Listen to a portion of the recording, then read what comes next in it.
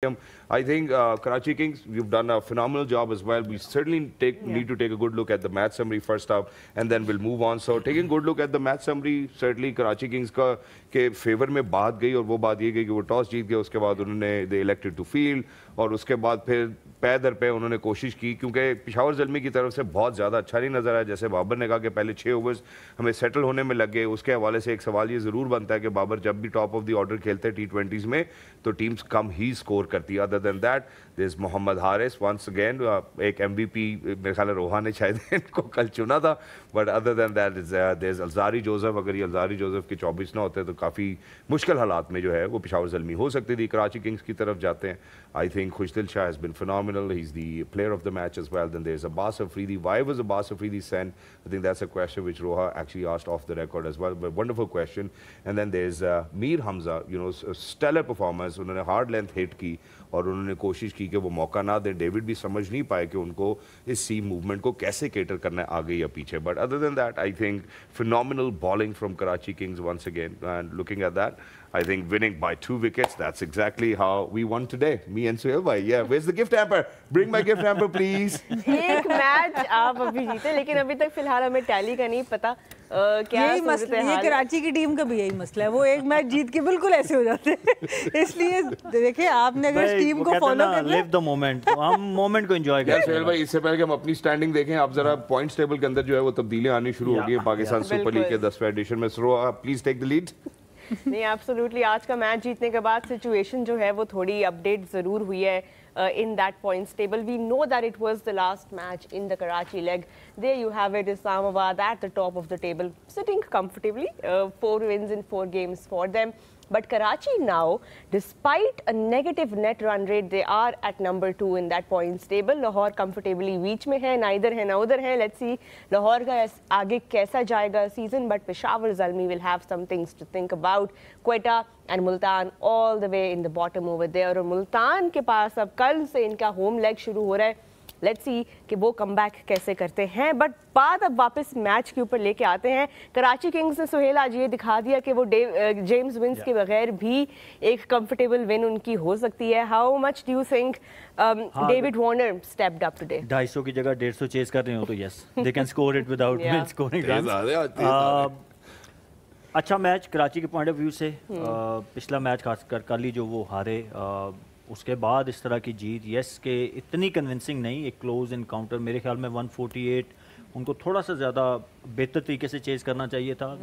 8 out हो गए and पे लास्ट ओवर तक बात आई. गुड फॉर PSL, वो जो कल भी हमने बात की कि we needed that type of matches. You know, अभी तक फीका चल रहा था PSL, कुछ भी को मज़ा नहीं आ रहा था, रंग नहीं जम रहा था. आई होप के आगे आने वाले मैचेस इसी तरह चलें ताकि फैंस को जो क्रिकेट देखने वाले हैं, चलें वो तो मजाक में जो जीता हारा, हमें we really want to watch good cricket, close matches. तो वो इस तरह के मैचेस होंगे तो मज़ा आएगा. PSL का सही रंग जमेगा, जो PSL की एक अब this is what PSL renowned for. तो बाकी मेरे ख्याल में मुझे सबसे ज़्यादा मज़ा आया मीर हमज़ा की बॉलिंग का. What a spell from him. देखिए, आपको अपनी एबिलिटी के मुताबिक जब सिचुएशन या कंडीशन मिलती है ना, तो that's way you need to perform well. हर दिन आपको एज ए स्विंग बॉलर हर दिन आपको स्विंग वाला पिच नहीं मिलेगा, बहुत कम मिलता है वाइट बॉल में. और उनको आज मौका मिला एंड देन ही शोड के स्किल्स क्या होती हैं. ही बोल्ड सुपर्बली, गुड लाइन और लेंथ दोनों तरफ उन्होंने स्विंग करके दिखाया, अपनी स्किल्स को शो किया. एज ए सेट के इस तरह की पिचेस आपको वाइट बॉल में बहुत कम मिलती हैं. तो आपको जब इस तरह का मौका मिले तो आपको कोशिश करने की चाहिए कि ज़्यादा से ज़्यादा आप उसमें जितना बेहतर अपनी टीम के लिए कर सकते हैं. And he basically I think वो प्लेटफॉर्म पहले 6 ओवर में जिसका बाबर ने भी जिक्र किया, क्योंकि इन्होंने उसमें 3 ओवर किए हुए थे, तो वो जो एक पहला प्लेटफॉर्म होता है ना, वो इन्होंने सेट किया for Karachi king. And then other bowlers chipped in, Hasan Ali bold well, Abbas Afridi, you name it, everybody chipped in the ball. They kept on taking wickets, क्योंकि जब तक आप विकेट्स नहीं लेते तो फिर मुश्किल होता है बैट्समैन को रन्स करने से रोकना. तो I think that was the key, they kept on taking wickets. Exactly, मेरे ख्याल है इसी बात को मैं आगे बढ़ाऊंगा. मैं ज़रा सना की तरफ बढ़ना चाहता हूँ. सना, क्योंकि अगर हम बॉलिंग फिगर्स देखते हैं मीर हमज़ा की, you know, there stellar, there Sublime as well. लेकिन अगर एक बॉलर जिसके पास बहुत ज़्यादा पेस ना हो, समवट अराउंड 130 और 120 के बीच में गेंदबाजी करते हों, کتنا ضروری ہے کہ وہ ہارڈ لینتھ کو ہی ہٹ کریں, ادروائز ان کی اکانومی جو آج 3.5 کی ہے شاید ہو سکتا ہے 7 کی بھی ہوتی, 8 کی بھی ہوتی. دیکھیں وہ ڈیپینڈ کرتا ہے پچ کے اوپر بھی کہ پچ آپ سے کیا مانگ رہی ہے. جیسے سہیل بھائی نے بات کی, اگر سوئنگ ہو رہا ہے اور پچ تھوڑا سا ڈفرینٹ ہوتا ہے تو شاید یہ اور تھوڑا آگے سے آپ کو بال کرنا پڑتا, پر اس پچ کے اوپر آپ کو ہارڈ لینتھ کو ہٹ کرنا تھا اور بہت ہی آؤٹ اسٹینڈنگ انہوں نے بولنگ کی ہے. ایک کاٹن بال چانس ابھی چھوٹا ان سے, وہ وکٹ مل سکتی تھی بابر کی بال شروع میں. پھر اس کے علاوہ ایک LBW اپیل جو پہلی بال پہ تھی وہ بہت کلوز تھی, it was a very good review. تو یہ اوور آل اگر آپ دیکھیں تو بہت اچھا کیا. لیکن کراچی کے لیے جو سب سے پازیٹیو چیز ابھی نظر آ رہی ہے, ان کی بولنگ یونٹ کی ایک شکل بننی شروع ہو گئی. ہم پہلے 2 میچز سے ہی بات کر رہے تھے کہ نبی کو اس ٹیم میں ہونا چاہیے, عامر جمال کو اس ٹیم میں ہونا چاہیے. اس سے کیا ہو گیا, خوشدل سے بھی پریشر آف ہو گیا. ان کے پاس 2 آپشنز بولنگ کے ایکسٹرا آ گئے جو کہ آج کمی تھی پشاور میں. انہوں نے مچ اوون کو یوز نہیں کیا, اس کی بات ہم بعد میں کریں گے, لیکن ان کے پاس 6 بولنگ آپشنز تھے آج, اچھے تگڑے بولنگ آپشنز. اور پھر بیٹنگ تو ان کی ٹاپ ہیوی ہے ہی, ان کے پاس 3 فارن پلیئرز ہیں ٹاپ 4 میں. تو اس سے ان کا کمبینیشن بڑا زبردست ہو گیا اور اچھا مومنٹم لے رہی ہے. اور بڑا امپورٹنٹ میچ, جیسے ہم پوائنٹس ٹیبل پہ بھی دیکھ رہے تھے کہ نمبر 2 پہ آ گئے, تو جس طرح کا انہوں نے شروع میں سٹارٹ لیا تھا, کمبینیشن تھا, ایسا لگ نہیں رہا تھا.